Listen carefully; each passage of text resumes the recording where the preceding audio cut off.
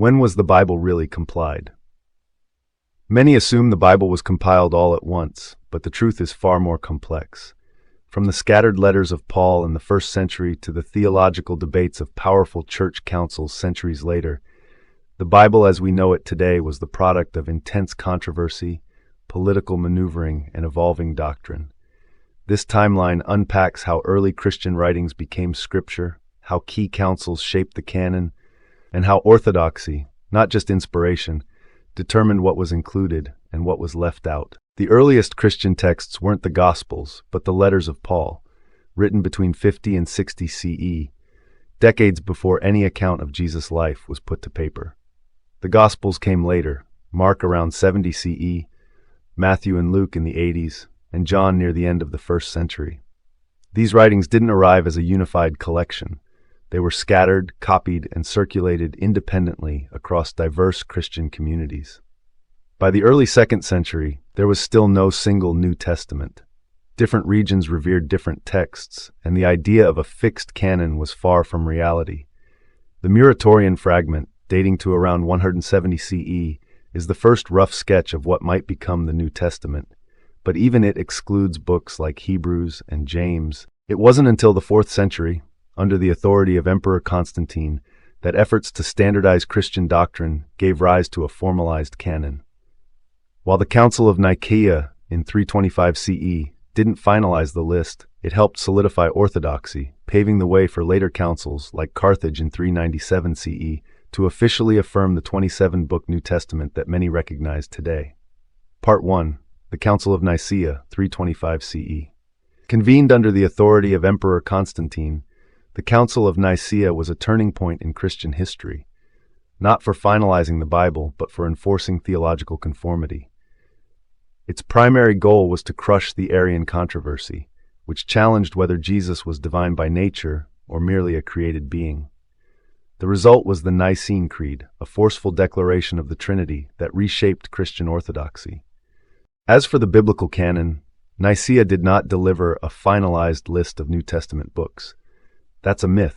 What it did do was acknowledge the widespread use of certain texts, particularly the 4 Gospels and Paul's letters, as authoritative in Christian worship. The council helped reinforce their status, but stopped short of making any official declarations about the canon. While some historical accounts suggest informal discussions about which books were being used, the council's focus was theological control, not scriptural consolidation. According to Professor Dr. Bart D. Ehrman, the idea that the biblical canon was decided at Nicaea is a myth. The council dealt mainly with the Arian controversy and Christology, not scripture. Misquoting Jesus, 2005. Part 2. The Council of Hippo, 393 CE. The Council of Hippo marked a decisive moment in the long and chaotic process of defining Christian scripture. Convened in North Africa, this council was one of the first to formally lock in a definitive list of New Testament books, 27 in total, the very canon recognized by most of the Christian world today. Hippo didn't just passively acknowledge popular texts, it declared them authoritative. This included the 4 Gospels, the Acts of the Apostles, all of Paul's letters, even the ones long debated, and the controversial Book of Revelation. While books like Hebrews and James still stirred debate, they were nonetheless included, signaling an institutional push toward unity and doctrinal control. Although the council's rulings weren't universally binding at the time, its decisions sent a clear message. The Church was drawing a line between orthodoxy and heresy, and the New Testament canon was no longer up for casual interpretation. F. Bruce stated, "The Council of Hippo was a turning point. For the first time, a synod explicitly approved the 27 books we now call the New Testament." The Canon of Scripture, 1988. Part 3. The Council of Carthage, 397 CE. The Council of Carthage wasn't just a repeat of Hippo, it was a reinforcement with teeth. Building directly on the decisions made in 393 CE, this council reaffirmed the 27-book New Testament canon with deliberate clarity and authority, sending a firm message across the Western Church. The debate was over. By endorsing the exact same list established at Hippo, Gospels, Acts, Pauline epistles, general epistles, and Revelation, the Carthaginian Council effectively cemented the boundaries of the New Testament for Latin-speaking Christianity. This wasn't a casual affirmation. It was a formal declaration that solidified the canon as church orthodoxy. Harry Y. Gamble stated, "The canon wasn't closed at Carthage, but it was widely accepted in the Latin-speaking West from this point onward."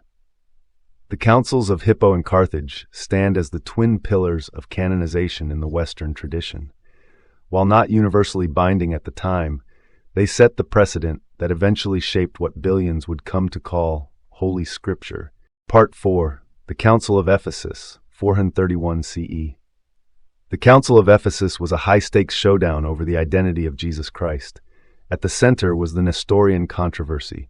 Nestorius, the powerful patriarch of Constantinople, argued that Christ existed as two distinct persons, one divine and one human, and rejected the title Theotokos, God-bearer, for Mary, in favor of Christotokos, Christ-bearer. The council would have none of it.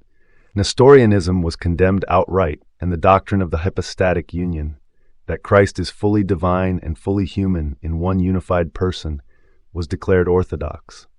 The council officially affirmed Theotokos, not just as a title for Mary, but as a theological statement defending the full divinity of Christ from birth. While the council did not define a new canon, it reinforced the authority of key New Testament texts, especially those that clearly expressed the divine nature of Christ. The Gospel of John, with its bold opening declaration that the Word was God, and the epistles of Paul, which emphasize both natures of Christ, were elevated in significance. The Council of Ephesus didn't revise the New Testament canon, but it sharpened the lens through which it was read. By codifying Christ's unified nature, the Council ensured that only scriptures aligning with this Christological vision were regarded as authoritative. It marked a decisive move toward a canon not just accepted, but interpreted through the filter of emerging Orthodox theology. Part 5. The Council of Chalcedon, 451 CE. The Council of Chalcedon was a pivotal moment in Christian history, striking a decisive blow against monophysitism, the claim that Christ had only one divine nature. In response, the Council issued the Chalcedonian definition, a powerful theological statement that Christ is fully divine and fully human, two distinct natures perfectly united in one person, without confusion, change, division, or separation. This wasn't just a clarification, it was a boundary line. The Council reaffirmed and expanded the Nicene Creed, drawing a hard line against theological drift. It codified once and for all that any deviation from the hypostatic union was heresy. Chalcedon didn't reopen debate over the contents of the New Testament canon, but it dramatically shaped how that canon was interpreted. It elevated the authority of texts that reinforced the dual nature of Christ, particularly the four canonical Gospels. The Gospel of John, with its sweeping portrayal of Christ's divinity, became indispensable to Orthodox theology. Chalcedon helped draw a sharp contrast between accepted scripture and the rising tide of alternative texts. Any writings that muddled or contradicted the doctrine of Christ's dual nature, especially apocryphal or heretical Gospels, were marginalized. In this way, Chalcedon sealed the interpretive lens through which Christian scripture would be read for centuries. Christ must be seen as both God and man, or not at all. Conclusion. The ecumenical councils of the early church did more than define doctrine. They shaped the very boundaries of Christian scripture. Only those writings that aligned with the orthodox understanding of Christ's nature as fully divine and fully human were deemed authoritative. Anything that deviated from this doctrinal clarity was systematically excluded. This process solidified the New Testament canon, especially the four Gospels and the Pauline epistles, as the theological bedrock of the Christian faith. These texts were not just favored, they became the doctrinal standard against which all others were judged. The councils promoted a unified scriptural voice that reinforced a singular Christological vision, one that upheld the definitions laid down at Nicaea, Ephesus, and Chalcedon. As a result, apocryphal and Gnostic texts, many of which portrayed a fragmented, mystical, or merely human Christ, were rejected outright. These writings were not simply set aside, they were cast as heretical threats to the integrity of Christian theology. In their place, the canon emerged as a cohesive and tightly guarded collection, one that reflected and defended the Church's evolving orthodoxy. As John Barton noted, the The canon was not so much declared as it was recognized, gradually, contentiously, and politically. Councils like Carthage didn't create the canon, they ratified what had become common practice.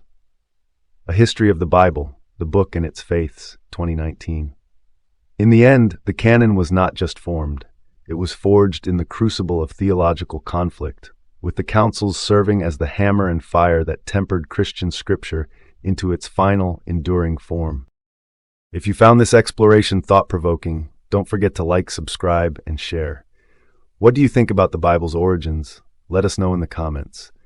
Until next time, stay curious, stay critical.